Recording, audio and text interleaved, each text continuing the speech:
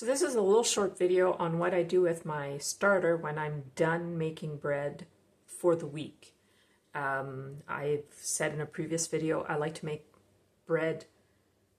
I'll do like a whole week of bread making and end up with 8 or 10 loaves in my freezer.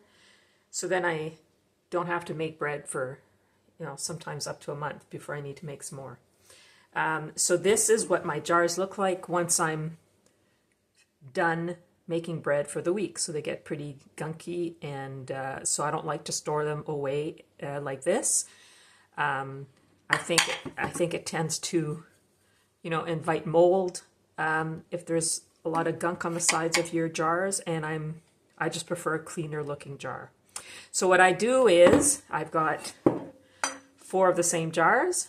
I'll transfer some starter and I'll feed it, and then I'll pop it into the fridge, and it'll be okay up to a month before I need to take it out and feed it to make more bread. By putting it in the fridge, it slows down the fermenting or the process, so your starter basically goes to sleep while you're in the fridge, while it's in the fridge. So I'll just grab a spoon in case I need it, and we'll get started.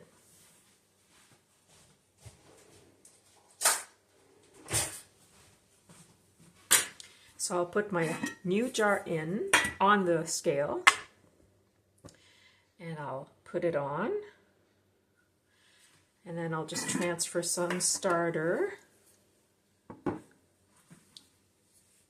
And I try to put it right in the center so I don't gum up the sides of this one.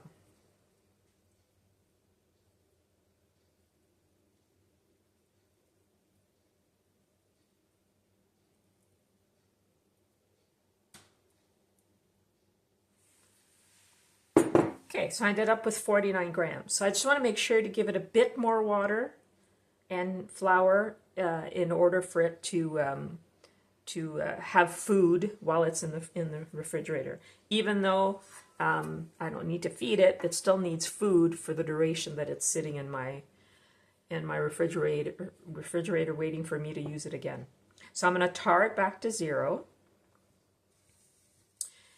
And I always like starting with the water, and I'll show you why. So I'll start adding water and make sure I get more than 49 grams. So in this case, I've got it up to 63.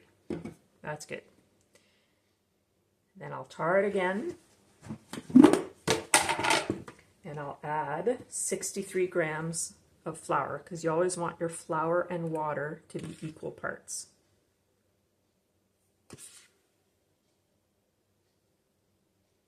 Now, I'm going to purposely put more in than I should. So I'm up to 69. That's too much. So I can reach in and just grab a little bit of flour and remove it until I'm back to 63. So that's why I think, for me, I find it important to put the water first, then the flour, because it's easy to scoop out this flour that's just sitting on top of the water. Whereas if it was reversed, I wouldn't be able to do that. I'd have to try to add more flour or water so that everything equaled the same amount. But this way works a lot easier. I can just scoop out the little bit of flour on top until I get the correct amount. So that's one of them. I'll just put that aside. I'll start with the next jar and tar it.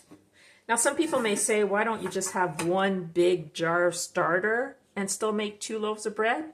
But I just find it easier and more manageable to have a starter for each loaf of bread. That's just my personal preference. I've tried it the other way. I just find this easier to manage for me. So again, I'm going to start with the starter.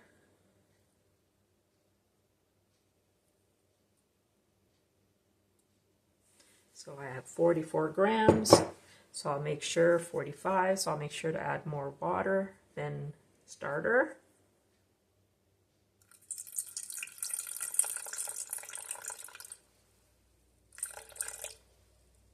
Okay, so I'm at 60.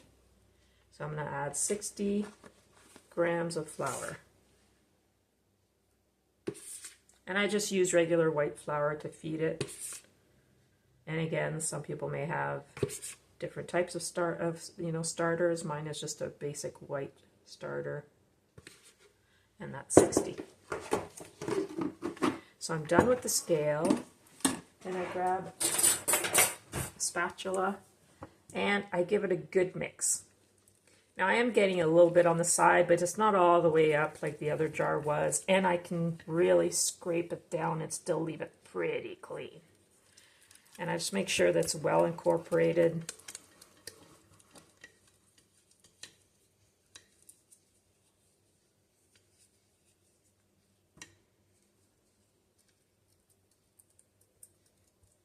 There's one, and then the other one.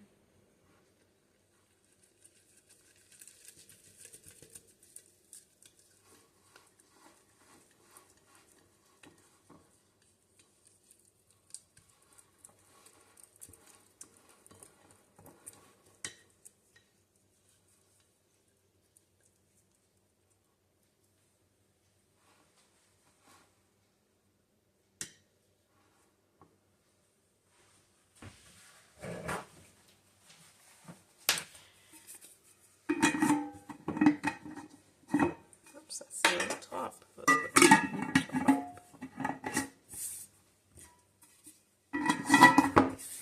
So compared to the other two jars, these ones are pretty clean.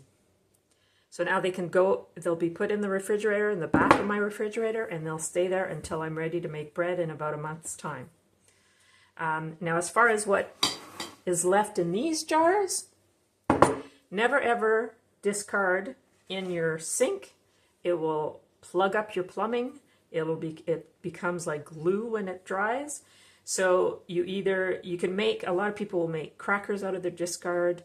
When my daughter had chickens, we used to feed the discard to her chickens. They absolutely went crazy for it. It's a great prebiotic for them.